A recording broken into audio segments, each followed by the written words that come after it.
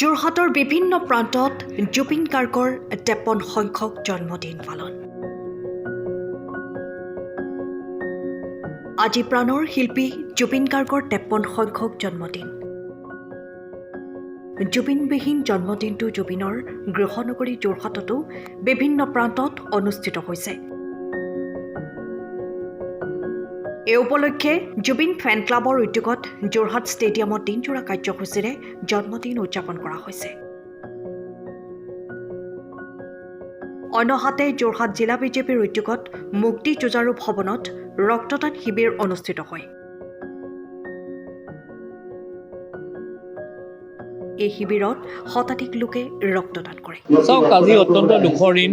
আমাৰ প্ৰথম জুবিনদাৰ জন্মদিন পালন কৰিবলৈ আমি আগবাঢ়িছোঁ আৰু আমাৰ সমগ্ৰ অসমৰ লগতে সমগ্ৰ ভাৰতবৰ্ষৰ বিভিন্ন স্থানতো আজি জুবিনদাৰ জন্মদিনটো খুব উলহ মালহেৰে আয়োজন কৰিছে। তেখেত যদিও বা আমাৰ মাজত কায়িকভাৱে নাই, আৰু ভাৰতীয় জনতা পাৰ্টীৰ যোৰহাট জিলা সমিতিৰ উদ্যোগত আমি প্ৰাণৰ শিল্পী জুবিন গাৰ্গ ডাঙৰীয়াৰ আজি 53 বছৰীয়া যি জন্ম দিৱস, সেই জন্ম দিৱসৰ লগত সংগতি ৰাখি যি আমাৰ ৰক্তদান শিবিৰ অনুষ্ঠিত হৈছে, সেই ৰক্তদান শিবিৰত আমাৰ ভাৰতীয় জনতা পাৰ্টীৰ কাৰ্যকৰ্তাসকলৰ উপৰিও যোৰহাটৰ বিভিন্ন ক্ষেত্ৰৰ ব্যক্তিসকল আহিছে ইয়ালৈ ৰক্তদান কৰিবৰ কাৰণে।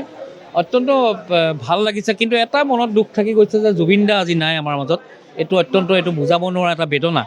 গতিকে তাৰ মাজতে আমি তেখেতক জীয়াই ৰাখিবৰ কাৰণে যি প্ৰচেষ্টা হাতত লোৱা হৈছে, সেই ক্ষেত্ৰত আমি সকলোকে ধন্যবাদ জনাইছোঁ। আৰু এটা কাৰণে ভাল লাগিছে যে যোৰহাটৰ বিভিন্ন ক্ষেত্ৰৰ ব্যক্তিসকল ওলাই আহিছে, সাংস্কৃতিক জগতৰে হওক বা ব্যৱসায়িক গোষ্ঠীৰে হওক, সকলোখিনি ওলাই আহিছে আৰু স্বতঃস্ফূৰ্তভাৱে আজি জুবিনদাৰ আজি যি জন্ম দিৱস, সেই জন্ম দিৱসত সকলোৱে অংশগ্ৰহণ কৰিছে।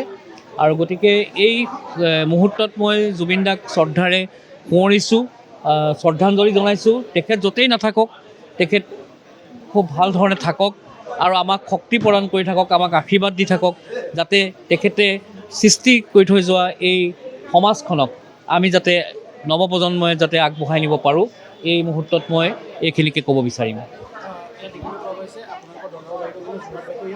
হয়, মই সেই কথাটোকে কৈছোঁ আপোনালোকক যে আজি অকল ভাৰতীয় জনতা পাৰ্টীৰ নেতৃত্বতে বুলি নহয়, ভাৰতীয় জনতা পাৰ্টীৰ যোৰহাট জিলা সমিতিৰ উদ্যোগত আৰু যি আমাৰ ৰক্তদান শিবিৰ, সেই ৰক্তদান শিবিৰত যোৰহাটৰ বিভিন্ন ক্ষেত্ৰৰ ব্যক্তিসকল ওলাই আহিছে, মহিলাসকল ওলাই আহিছে, আই মাতৃসকল, জ্যেষ্ঠসকল ওলাই আহিছে। সেইটো জুবিনদাৰ মৰম, জুবিনদাৰ কাৰণে মৰম যিটো আন্তৰিকতা, সেই আন্তৰিকতাৰ প্ৰতিফলন ঘটিছে বুলি মই ক'ব বিচাৰোঁ। আৰু লগতে আজি আমাৰ ভাৰতীয় জনতা পাৰ্টী অসম প্ৰদেশৰ নেতৃত্বত সৰ্বমুঠ 53খন ঠাইত আমাৰ এই ৰক্তদান শিবিৰ হৈছে। আৰু সমান্তৰালভাৱে আমাৰ যোৰহাট জিলা সমিতিৰ উদ্যোগতো আজি এই ৰক্তদান শিবিৰ অনুষ্ঠিত হৈছে। পুৱাৰে পৰা যথেষ্টখিনি ইয়ালৈ ৰাইজ আহিছে, আমাৰ কাৰ্যকৰ্তাসকল আহিছে আৰু সুন্দৰকৈ আমাৰ জিলা প্ৰশাসন, আমাৰ স্বাস্থ্য বিভাগ সকলোৱে আমাক সহযোগিতা জনাইছে।